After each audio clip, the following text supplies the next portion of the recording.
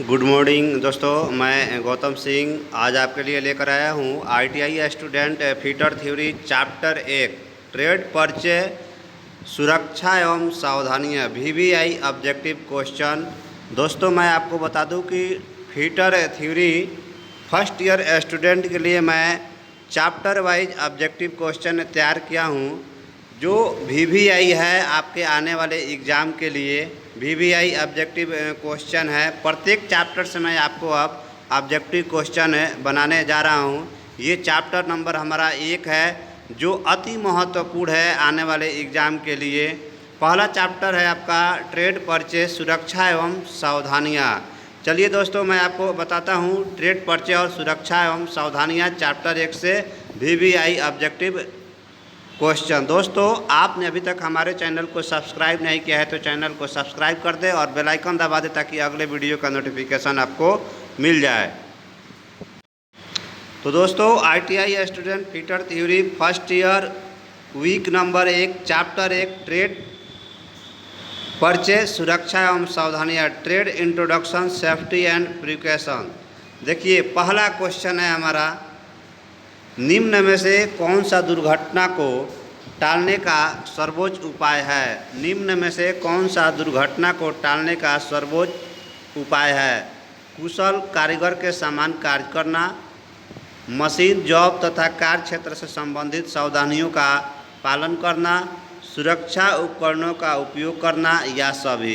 तो दोस्तों मैं आपको बता दूं कि दुर्घटना को टालने का सर्वोच्च उपाय जो है मशीन जॉब तथा कार्य क्षेत्र से संबंधित सावधानियों का पालन करना। तो आपका आंसर हो जाएगा बी नंबर।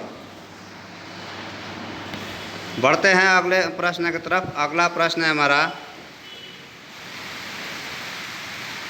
अनियंत्रित और दुखद परिणामी वाली अनजाने में हुई घटना को क्या कहते हैं।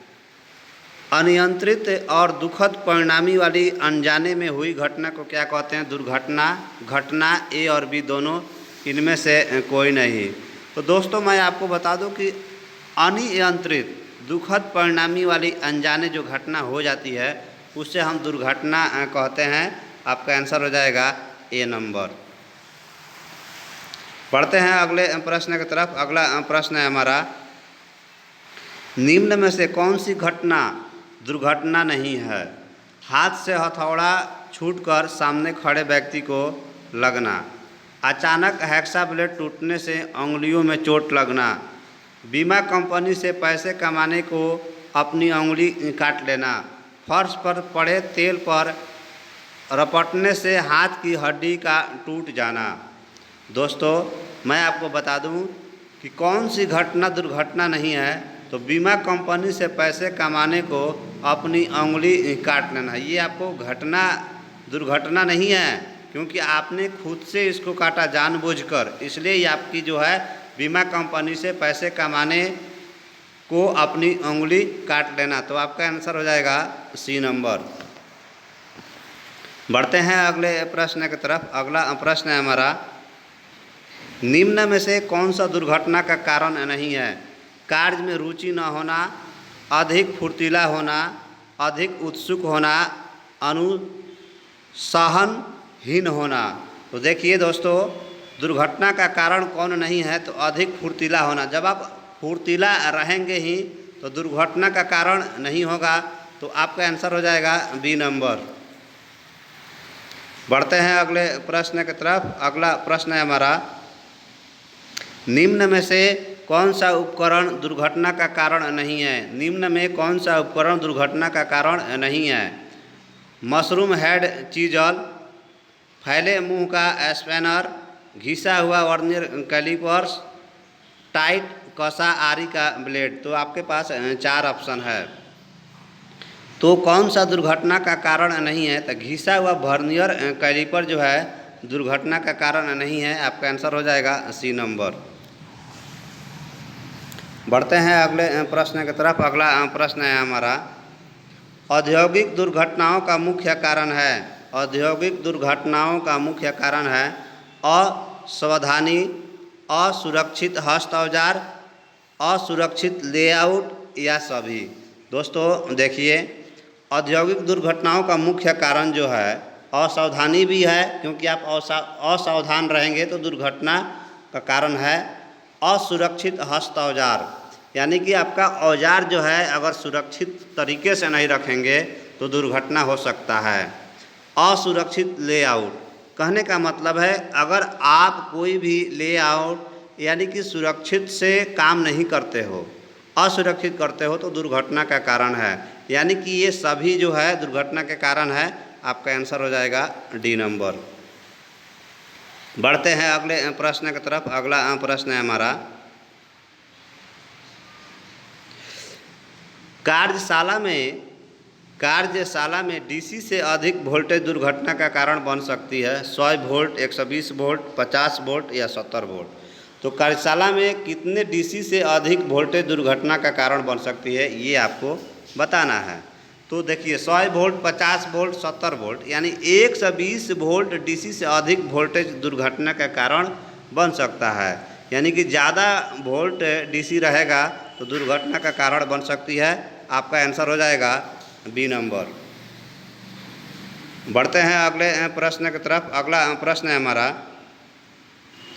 किसी दुर्घटना की स्थिति में पीड़ित व्यक्ति को आराम करने के लिए कहना चाहिए, दुर्घटना के बारे में पूछताछ करनी चाहिए, तुरंत प्राथमिक उपचार प्रदान करना चाहिए, चिकित्सक के आने तक लिटा देना चाहिए। देखिए दोस्तों, किसी भी दुर्घटना स्थिति में पीड़ित व्यक्ति को जो है तुरंत प्राथमिक उपचार उसको देना चाहिए। ये आपको मैं बता दूं कि ट्रेड परिचय सुरक्षा एवं सावधानियां चैप्टर से सभी ऑब्जेक्टिव VVI क्वेश्चन हैं। तो किसी भी दुर्घटना में पीड़ित व्यक्ति को जो है उसे प्राथमिक उपचार देना चाहिए तुरंत। तो आपका आंसर हो जाएगा 8 का सी नंबर। बढ़ते हैं अगले प्रश्न की तरफ। अगला प्रश्न है हमारा, कार्यशाला में असुरक्षित पहनावे के अंतर्गत क्या आता है? कार्यशाला में असुरक्षित पहनावे के अंतर्गत क्या आता है? ढीले कपड़े, टाई, मफलर या सभी? तो कार्यशाला में असुरक्षित पहनावे के अंतर्गत जो है ढीले कपड़े, टाई, मफलर ये सभी आता है। आपका आंसर हो जाएगा डी नंबर। बढ़ते हैं अगले प्रश्न की तरफ। अगला प्रश्न है हमारा, निम्नलिखित में सिर की सुरक्षा से संबंधित सहायक साधन नहीं है। सुरक्षा हेलमेट, हेयर नेट, बम कैप, फेस शील्ड। तो निम्नलिखित सिर की सुरक्षा से संबंधित सहायक साधन जो है कौन नहीं है बताना है। तो आपको बता दें फेस शील्ड जो है ये सहायक साधन नहीं है। आपका आंसर हो जाएगा डी नंबर। बढ़ते हैं अगले प्रश्न की तरफ। अगला प्रश्न है हमारा, तैलीय फर्श को साफ करने के लिए क्या चाहिए? तैलीय फर्श जो होता है उसको साफ करने के लिए क्या चाहिए? CO2 का स्प्रे करना, रेत डालना, पानी डालना या सभी? दोस्तों ये बहुत ही अच्छा सवाल है आपका। जैसे तैलीय चीज़ रहता है जहाँ ऑयल जैसे, उसको साफ करने के लिए आप क्या करेंगे? रेत डालना, यानी कि बालू वगैरह या मिट्टी टाइप का जो डालते हैं अगर आप, तो रेत डाल देते हैं तो आपका सही हो जाएगा। आपका आंसर हो जाएगा बी नंबर। बढ़ते हैं अगले प्रश्न की तरफ। अगला प्रश्न है हमारा, निम्न में से कौन सा निषेधात्मक संकेत के अंतर्गत आता है?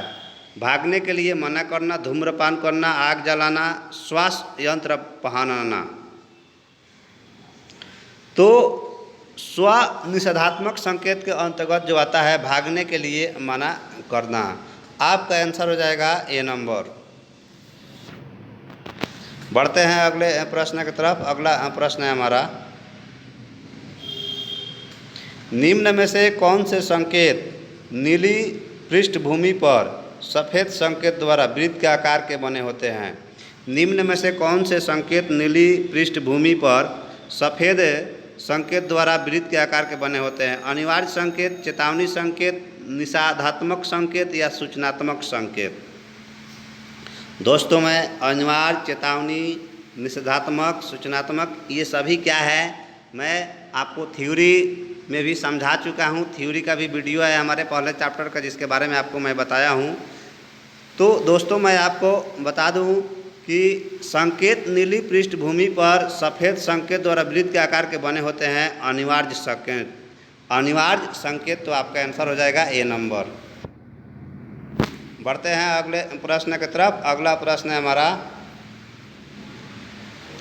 निम्न में कौन सा सुरक्षा संकेत का प्रकार नहीं है? तो निषेधात्मक संकेत, उपयुक्त संकेत, चेतावनी संकेत, सूचनात्मक संकेत। तो आपके पास 4 ऑप्शन है। तो सुरक्षा संकेत का प्रकार नहीं है उपयुक्त संकेत, आपका आंसर हो जाएगा बी नंबर। बढ़ते हैं अगले प्रश्न की तरफ। अगला प्रश्न है हमारा, चित्र में फिटिंग कार्य में उपयोगी किस प्रकृति का सुरक्षा संकेत यहाँ है? देखिए बताना है, निषेधात्मक संकेत है, अनिवार्य है, चेतावनी है या सूचनात्मक है। तो आप फिगर में जो देख रहे हैं वो संकेत हमारा ये दर्शाता है कि चेतावनी संकेत है। तो आपका आंसर हो जाएगा सी नंबर। बढ़ते हैं अगले प्रश्न की तरफ। अगला प्रश्न है हमारा, जहर से खतरे के लिए कौन सा चिन्ह प्रयोग किया जाता है? जहर से खतरे के लिए कौन सा चिन्ह प्रयोग किया जाता है? तो जहर के लिए देखिए ये मुंह आपका बांधा हुआ है, ये फिगर आपका हो गया, आपका आंसर हो जाएगा बी नंबर। बढ़ते हैं अगले प्रश्न की तरफ। अगला प्रश्न है हमारा, निम्न में से कौन सा चित्र विकिरण से खतरे को दर्शाता है? निम्न में से कौन सा चित्र विकिरण से खतरे को दर्शाता है, ये आपको बताना है। तो खतरे के लिए आपको जो दर्शा रहा है डी नंबर, आपका आंसर हो जाएगा डी नंबर। बढ़ते हैं अगले प्रश्न की तरफ। अगला प्रश्न है हमारा, चेतावनी संकेत किस आकार के होते हैं? चेतावनी संकेत किस आकार के होते हैं? त्रिभुजाकार, आयताकार, वर्गाकार, वृत्ताकार। त्रिभुजाकार, आपका आंसर हो जाएगा बी नंबर। बढ़ते हैं अगले प्रश्न की तरफ। अगला प्रश्न है हमारा, चित्र में प्रदर्शित चेतावनी संकेत क्या दर्शाता है? आग का खतरा, विस्फोट होने से खतरा, विद्युत झटके का खतरा, लेजर बीम से खतरा। तो 4 ऑप्शन है आपके पास। चित्र में प्रदर्शित चेतावनी संकेत क्या दर्शाता है? तो विद्युत झटके का खतरा, आपका आंसर हो जाएगा सी नंबर। बढ़ते हैं अगले प्रश्न की तरफ। अगला प्रश्न है हमारा,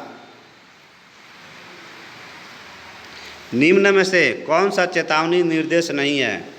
आँखों की सुरक्षा करें, प्राथमिक चिकित्सा उपलब्ध है, रेस्टिरेटर का प्रयोग करें, विस्फोट होने का खतरा। तो दोस्तों मैं आपको बता दूं कि चेतावनी निर्देश नहीं है, प्राथमिक चिकित्सा उपलब्ध, आपका आंसर हो जाएगा बी नंबर। बढ़ते हैं अगले प्रश्न की तरफ। अगला प्रश्न है हमारा, चिकित्सक के आने से पूर्व दुर्घटनाग्रस्त व्यक्ति को दी जाने वाली चिकित्सा क्या कहलाती है? देखिए बहुत ही अच्छा सवाल है। डॉक्टर के आने से पहले दुर्घटनाग्रस्त व्यक्ति को क्या दिया जाना चाहिए? तो आपको बहुत बार ये बताया चुका हूँ कि प्राथमिक चिकित्सा, मनोवैज्ञानिक चिकित्सा, औद्योगिक चिकित्सा, सब चिकित्सा। तो आपको क्या हो जाएगा आंसर? तो आपका आंसर हो जाएगा प्राथमिक चिकित्सा, आपका आंसर हो जाएगा डी नंबर। बढ़ते हैं अगले प्रश्न की तरफ। अगला प्रश्न है हमारा, फर्स्ट एड बॉक्स को उचित प्रकार से सुसज्जित एवं रखना चाहिए महत्वपूर्ण स्थान पर, मशीनिंग क्षेत्र में, आसानी से अभिगम स्थान पर या सही स्थिति में। तो दोस्तों मैं आपको बता दूं कि फर्स्ट एड बॉक्स को उचित प्रकार के सुसज्जित में रखना चाहिए। तो आपका आंसर हो जाएगा आसानी से अभिगम स्थान पर, आपका आंसर हो जाएगा सी नंबर। बढ़ते हैं अगले प्रश्न की तरफ। अगला प्रश्न है हमारा, बेहोश मिले व्यक्ति के साथ आप कैसा व्यवहार करेंगे? बेहोश मिले व्यक्ति के साथ आप कैसा व्यवहार करेंगे? तुरंत डॉक्टर के पास ले जाएंगे, देखेंगे कि सांस चल रही है या नहीं, मुंह पर पानी के छींटे देंगे या कपड़े ढीले करेंगे? तो दोस्तों बेहोश मिले व्यक्ति के साथ देखेंगे कि सांस चल रही है या नहीं, आपका आंसर हो जाएगा बी नंबर। बढ़ते हैं अगले प्रश्न की तरफ। अगला प्रश्न है हमारा, बेसिक लाइफ सपोर्ट में बेसिक लाइफ सपोर्ट में सम्मिलित प्रक्रिया निम्न में से कौन सी है? वायु मार्ग साफ करना, सांस पुनः चालू करना, दिल में धड़कना पुनः चालू करना, या सभी? तो दोस्तों बेसिक लाइफ सपोर्ट में सम्मिलित प्रक्रिया निम्न में से सभी हो जाएगा। आपका आंसर हो जाएगा डी नंबर। बढ़ते हैं अगले प्रश्न की तरफ। अगला प्रश्न है हमारा, वायुमंडल से मस्तिष्क और शरीर की विभिन्न कोशिकाओं तक ऑक्सीजन पहुंचाने के लिए शरीर में कौन सी महत्वपूर्ण क्रिया होती है? वायुमंडल से मस्तिष्क और शरीर की विभिन्न कोशिकाओं तक ऑक्सीजन पहुंचाने के लिए शरीर में कौन सी महत्वपूर्ण क्रिया होती है? तो दोस्तों श्वसन क्रिया और रक्त परिसंचरण क्रिया होती है। तो ए और बी आपका दोनों आंसर हो जाएगा, सी नंबर आंसर हो जाएगा। बढ़ते हैं अगले प्रश्न की तरफ। अगला प्रश्न है हमारा,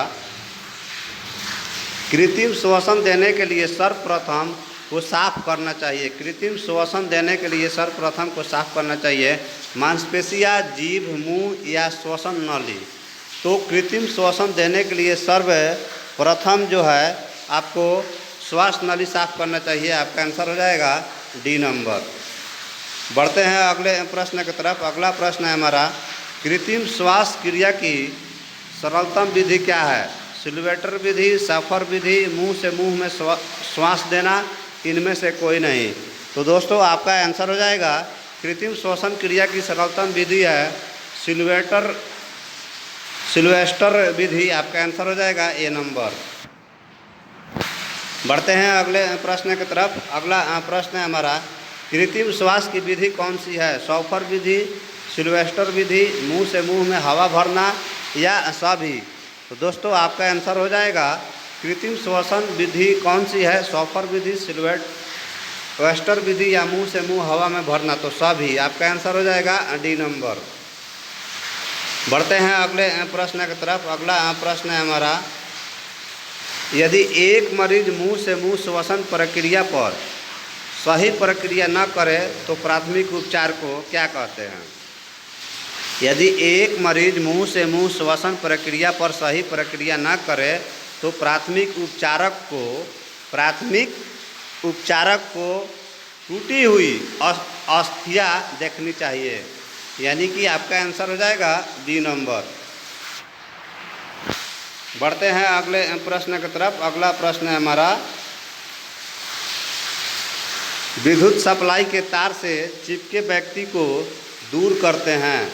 विद्युत सप्लाई के तार से चिपके व्यक्ति को दूर करते हैं रबर के दस्ताने या सूखी लकड़ी से, उसके हाथ से पकड़कर, गीली लकड़ी द्वारा, लोहे की रड द्वारा। तो दोस्तों मैं आपको बता दूं कि विद्युत सप्लाई के तार से चिपके व्यक्ति को दूर करते हैं रबर के दस्ताने और सूखी लकड़ी से। तो आपका आंसर हो जाएगा ए नंबर। बढ़ते हैं अगले प्रश्न की तरफ। अगला प्रश्न है हमारा,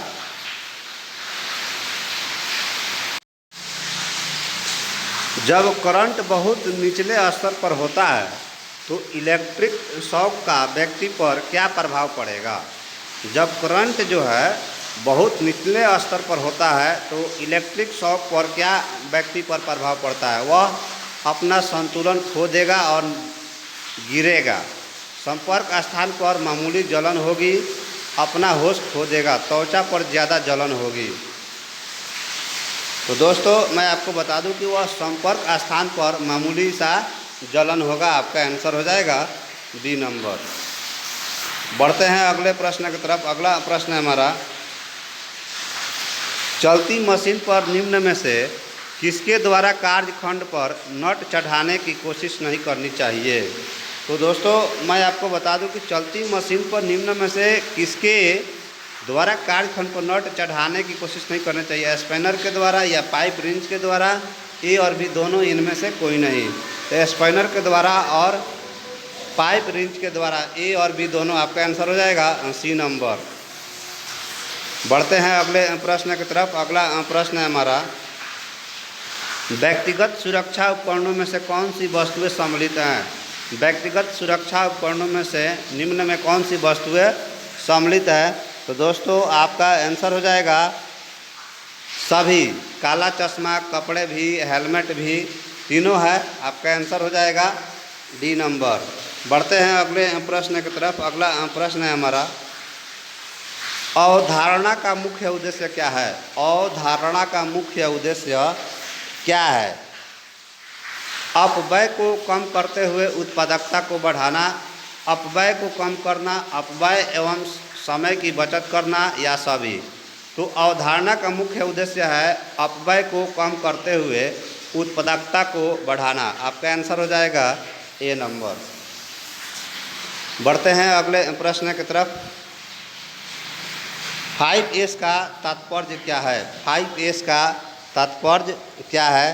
तो दोस्तों 5S का तात्पर्य होता है, आपको मैं इम्प्लॉयबिलिटी स्किल में भी बताया हूँ, आप उसमें देख सकते हैं, पूरे विस्तार रूप से बताया हूँ। तो शॉर्ट, सेट, साइन, स्टैंडर्डाइजेशन और सुस्टेंशन होता है। तो आपका आंसर हो जाएगा डी नंबर।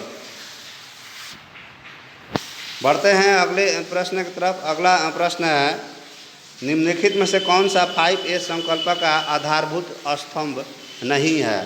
तो दोस्तों मैं आपको बता दूं कि short, set in time, set in time जो है नहीं है आपका आंसर हो जाएगा बी नंबर। बढ़ते हैं अगले प्रश्न की तरफ। अगला प्रश्न है हमारा, 5S सिस्टम का लाभ है स्वच्छता बढ़ाना, उत्पादकता बढ़ाना, उत्पादन दर बढ़ाना, या उत्पादन दर बनाए रखना। 5S सिस्टम का लाभ क्या है?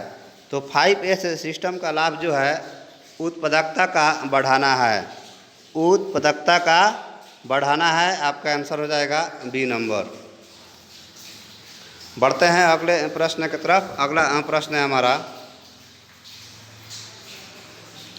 5S प्रक्रियाओं के मानकीकरण में आवश्यक उपकरण कौन से होते हैं? कार्य का चक्र, प्रणाली, समय प्रबंध, ए और बी दोनों, इनमें से कोई नहीं।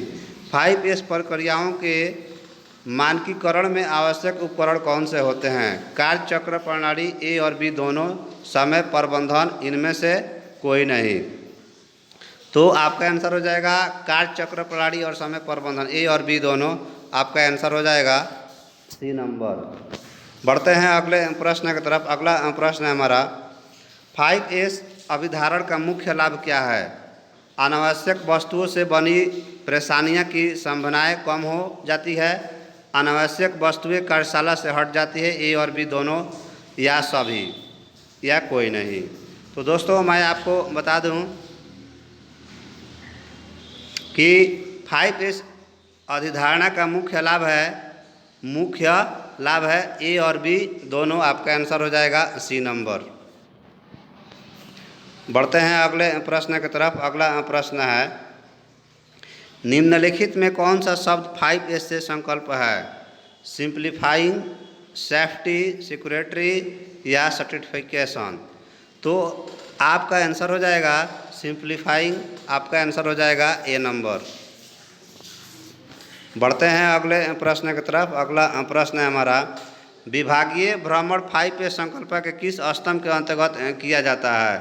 किसके अंतर्गत किया जाता है? तो सिचुएशन के अनुसार आपका किया जाता है, सुस्टेन, यानी कि आपका आंसर हो जाएगा सी नंबर। बढ़ते हैं अगले प्रश्न की तरफ।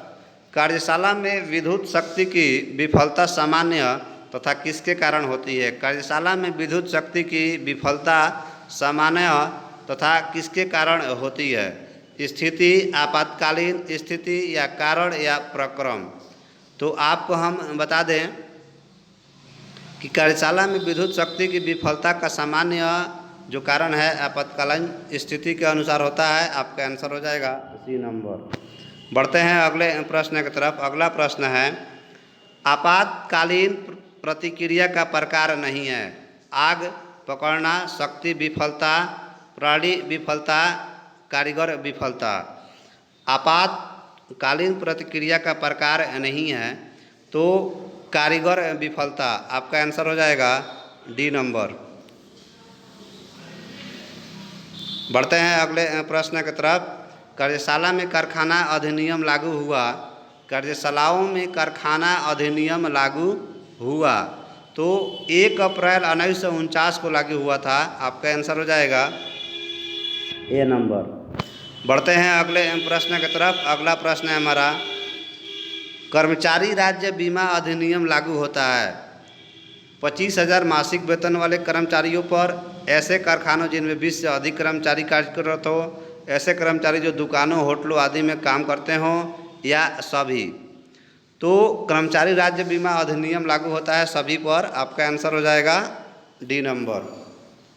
बढ़ते हैं अगले प्रश्न की तरफ। अगला प्रश्न है, प्रभावी हाउसकीपिंग से उत्पादन में वृद्धि होती है, कर्मचारियों का मनोबल बढ़ा रहता है, दुर्घटनाओं में कमी आती है, या सभी।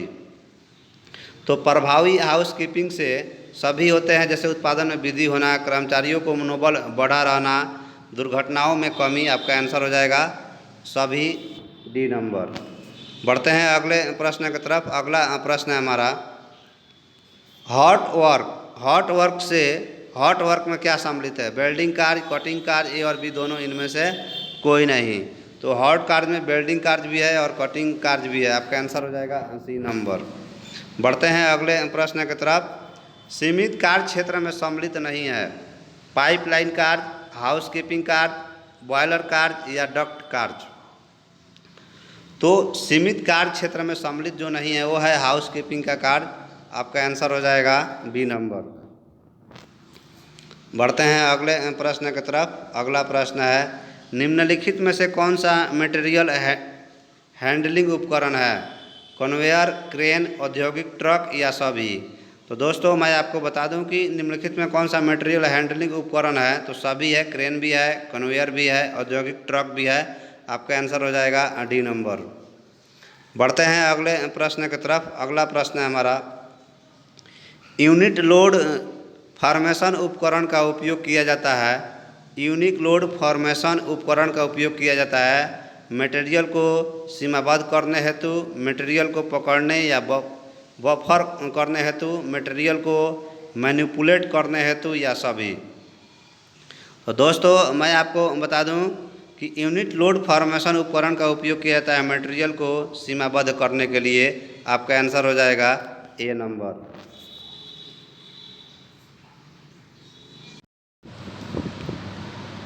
दोस्तों ये पहला चैप्टर था जो आपके ऑब्जेक्टिव क्वेश्चन अभी मैं बता रहा था।